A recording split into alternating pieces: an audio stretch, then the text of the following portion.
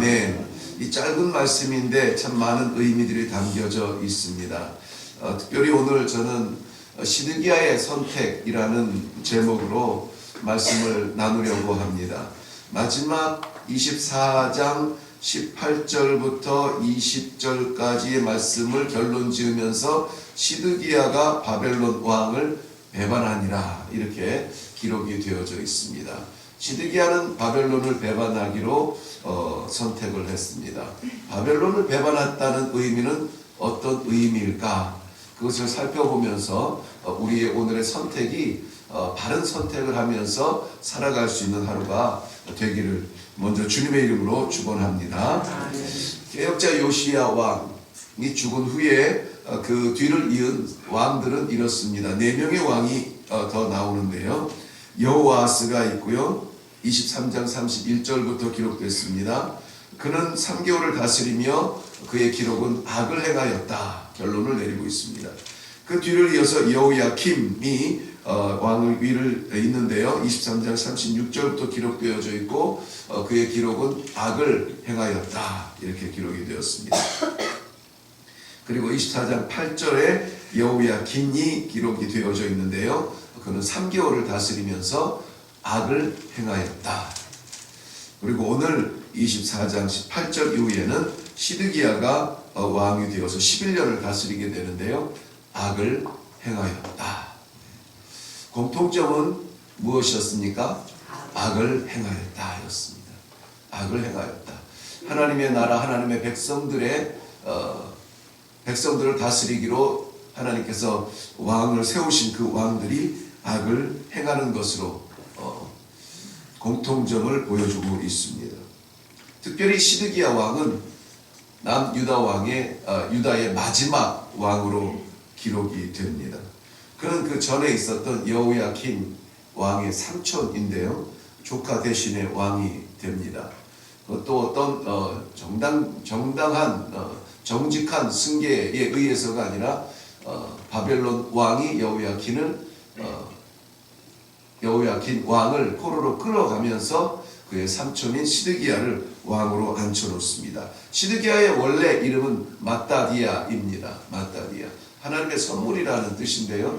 바벨론 왕이 왕으로 앉히면 이름을 시드기야라고 이름을 바꾸었습니다.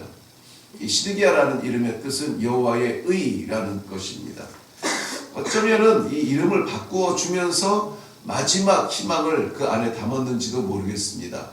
그런데 하나님께서 바벨론 왕을 통하여서 마따디아에게 시드기야, 여호와의 의를 생각하라는 이름을 주심에도 불구하고 그것을 깨닫지 못하고 마지막까지 악을 행하다가 이 폐국, 만국의 마지막 왕이 되고 있습니다.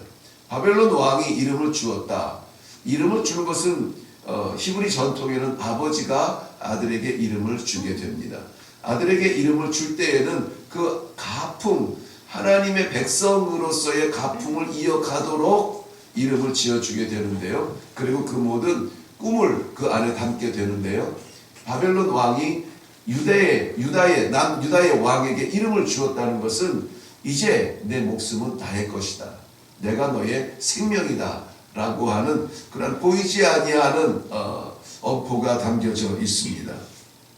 시드기야는 안타깝게 이스라엘, 남유다, 전체 이스라엘이죠. 남유다의 마지막 왕으로 기록이 됩니다. 나라를 닫게 되는 거죠. 어쩌자고 이 시드기야는 그 불행의 길을 걷게 되었을까요? 신앙을 시작해도 신앙을 뜨겁게 우리가 하나님 앞에서 살아간다 할지라도 우리는 완전한 모습으로 하나님의 기쁨을 채워드리지는 못합니다. 그런데 우리가 대한민국이 안타까워하는 대한민국 교회가 그 신앙을 잃어가는 신앙의 정체성이 혼란스러워지는 그 마지막 시대가 된다면 우리는 얼마나 하나님 앞에 부끄러울까요? 저는 시드기야 왕의 저물어가는 유다의 땅을 바라보면서 이거 한 사람의 왕조가 다치는 것이 아니라 하나님의 백성과 하나님의 나라와 하나님의 통치가 이방인들에 의해서 닫혀져가는 안타까운 모습을 보면서 어두운 마음, 두려운 마음으로 이 말씀을 준비한 것이 사실입니다. 아무쪼록 오늘 하나님께서는 저희들을 이 새벽 제단에 불러주신 것은 우리가 마지막 사람이 아니라 다시 한번 우리에게 소망을 주시고 다시 한번 우리에게 신앙의 부흥의 불길을 불어주시기 위한 하나님의 마지막 부르심이라는 그런 부르심이 아닐까 하는 두려운 심정으로 오늘 말씀을 나누는 것입니다. 그러기 위해서는 오늘 시드기야가 걸었던 그 길을 우리는 걷지 말아야겠습니다. 시드기야가 선택했던 그 선택을 우리는 하지 말아야겠습니다. 그 마음을 그림자라도 담지 말아야 되겠습니다. 그러한 의미에서 오늘 말씀을 좀 나누어 보려고 합니다. 시드기야의 가장 안타까운 선택은 하나님의 징계를 거부했다는 것입니다. 하나님의 징계를 거부했다는 것은 무슨 말입니까? 바벨론의 포로가 되고 바벨론에 끌려가고 바벨론 왕 앞에 머리를 조아리고 숙이는 것, 이것은 왕으로서의 실패가 아니라 어쩌면은 분명하게도 하나님께서 계획해 놓으신 징계였다라고 하는 것이 성경의 말씀입니다. 예레미야서 27장 12절 말씀에 보면은 바벨론 왕에게 끌려가야 하는 정당성을 말씀해 주고 있는데요. 왕과 백성은 바벨론 왕의 멍에를 목에 메고 그와 그의 백성을 섬기소서. 그러면 살리이다, 이렇게 말해요. 그러면 살리다. 지금 이 이야기는 누가 하냐면은 예레미야 선지자가 시드기야 왕 앞에 나아가서 하는 이야기입니다. 그때까지 시드기야는 많은 선지자들, 많은 제사장들을 통하여서 이야기를 들었습니다. 바벨론 왕에게 우리가 대적을 해야 되냐, 어떻게 해야 되냐? 나가셔야죠. 강한 뿔처럼 일어나야죠. 쇠뿔처럼 나가서 승리해야죠. 왕께서 승리하실 것입니다. 하나님이 나에게 그렇게 이야기했어요.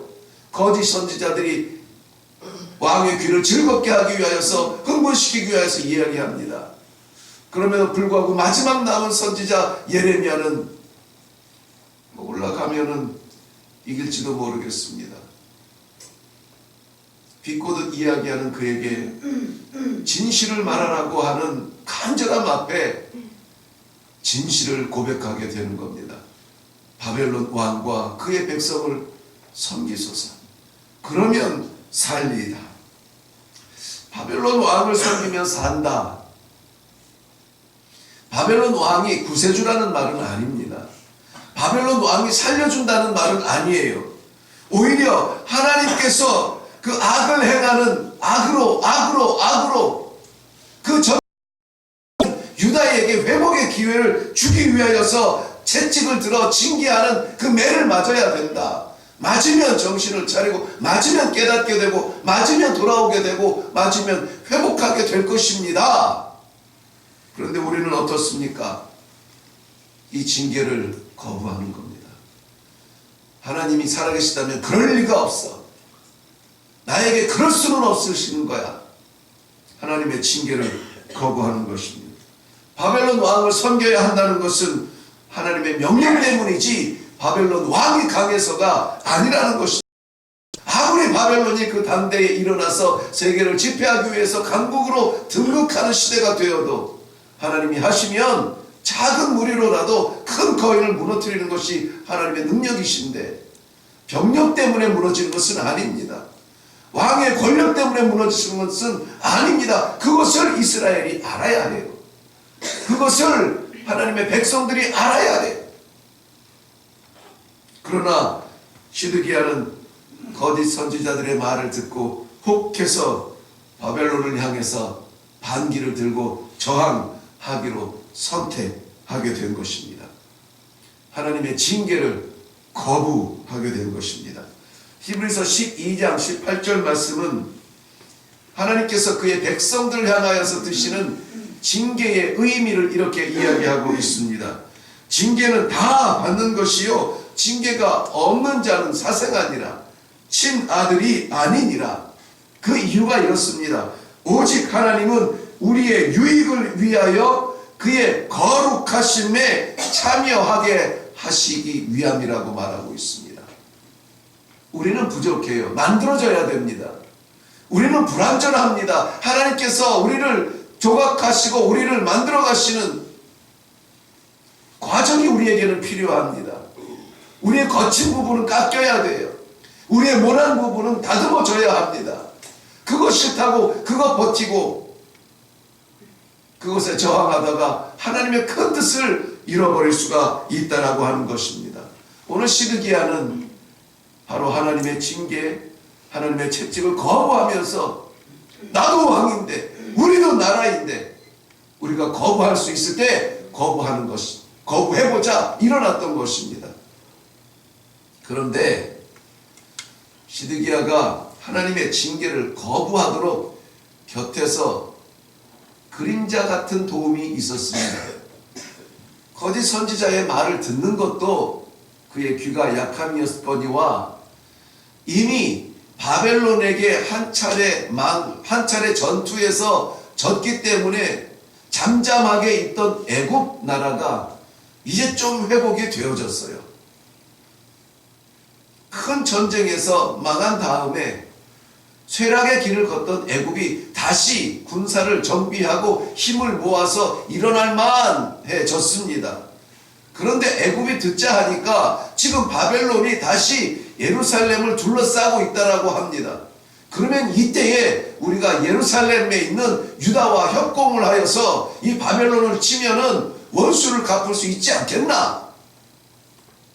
애굽이 일어나서 남유다에게 그 기회를 주게 됩니다. 남유다 왕 시드기야는 애굽을 덥석 향하여서 손을 잡게 됩니다. 바벨론에게 이미 조카를 빼앗기고 나라를 전쟁에서 패했고 당연히 이 남유다의 시드기야는 친애굽 반 바벨론으로 돌아서게 됩니다. 예레미야서 27장에 그들을 향한 경고가 분명하게 이렇게 기록이 되어졌는데요. 시드기야를 향하여서 다시 한번 경고를 하게 됩니다.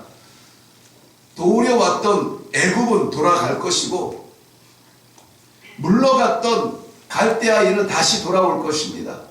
애굽이 협공하기 위해서 올라온다는 말을 듣고 바벨론이 잠시 물러나기는 합니다. 그런데 하나님의 뜻은 분명했어요. 도우러 왔던 애굽은 반드시 돌아갈 겁니다. 사람은 자기 길로 돌아가게 돼 있어요. 그런데 지금 이것 때문에 깜짝 놀라 잠시 물러갔던 바벨론은 다시 올 겁니다. 다시 올 거예요. 그렇지만 시드기야는 그 말을 듣지 않습니다. 사람을 의지하는 것은 어리석은 일입니다. 세상 일을 피하려고 세상 일을 도모하는 것은 어리석다는 것입니다.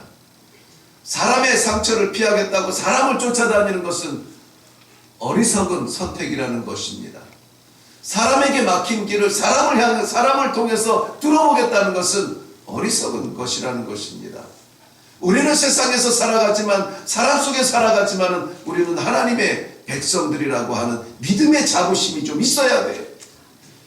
고작 사람들 앞에서 조아릴 것이 아니라 우리의 뜻을 우리를 향하신 하나님의 뜻을 바라보고 우리를 향하신 하나님의 그 뜻을 위해서 일어날 수 있는 믿음, 그 신앙이 회복되어져야 된다는 것입니다. 우리 모두는 다 약해요. 내가 약합니까? 내가 의지하는 그 사람도 약해요. 나에게 한계가 있습니까? 도와주려고 하는 그 사람에게도 한계가 있습니다. 우리는 모두 다 성경 말씀 그대로 보자면은 안개와 같은 사람들입니다. 온 세상에 가득 차서 도저히 앞이 보이지 않을 것 같지만 태양이 떠오르면 언제 그랬느냐 듯이 다 사라지는 것이 우리 사람이고 우리의 능력인 것입니다. 성경은 분명하게 우리 인생을 향하여서 햇볕 아래 시드는 풀과 같다라고 말하고 있습니다. 그러므로 사랑하는 성도 여러분, 우리는 하나님을 의지해야지 세상의 그 무엇을 의지한다고 자부심을 가질 것이 아닙니다. 도우려고 물밀듯이 우리 곁에 우르르 몰려오는 사람들조차도 언젠간 다 돌아갈 사람들이에요. 그러나 하나님은 떠나지 아니하십니다. 우리가 영원히 함께 하실 그 아버지를 붙들 수 있기를 바랍니다. 결국 시드기야는 비극의 왕이 됩니다. 예레미야서 27장 17절 말씀은 피할 수 있는 길이 있음에도 불구하고 시드기야가 잘못 선택했다는 것을 이렇게 표현합니다. 어찌하여 이 성이 황무지가 되게 하셨습니까? 어찌하여 이 성이 황무지가 되도록 버려두십니까? 그 말은 무슨 말이에요? 기회가 있었다는 이야기죠. 기회가 있었는데 어찌하여 그 길을 선택했습니까? 하는 거예요.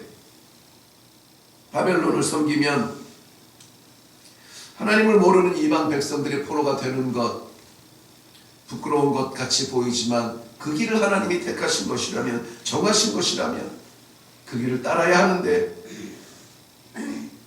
내 마음에 좋은 대로, 내 귀에 즐거운 대로, 내 소견대로 거짓 선지자 구별하지 못하고 귀를 즐겁게 하는 자의 말만 따르다가 나라는 망국이 되고 자신은 마지막 왕이 되는 시드기야.